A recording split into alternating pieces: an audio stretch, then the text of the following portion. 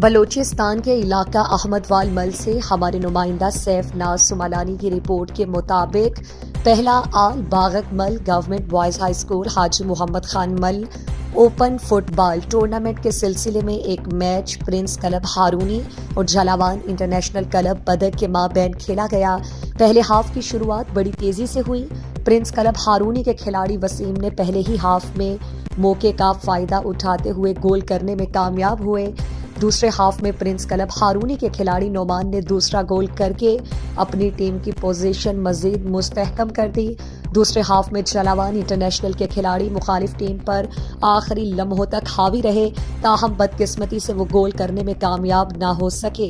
اس طرح یہ match prince club Harooni نے جیت کر اگلے راؤنڈ کے لیے کوالیفائی کر لیا۔ میچ میں مین ریفری ناصر حسنی، اسسٹنٹ ریفریز حافظ عابد کاکڑ، سلیم سنگت، فورتھ آفیشل قدرت اللہ، جبکہ اناؤنسر نصرت شاہین تھے۔ اس شاندار میچ کے مہمان خاص head master high school Muhammad Khan مل امان اللہ بڑیچ تھے، جنہوں نے ٹورنامنٹ کمیٹی کے لیے 20,000 روپے دینے کا اعلان کیا۔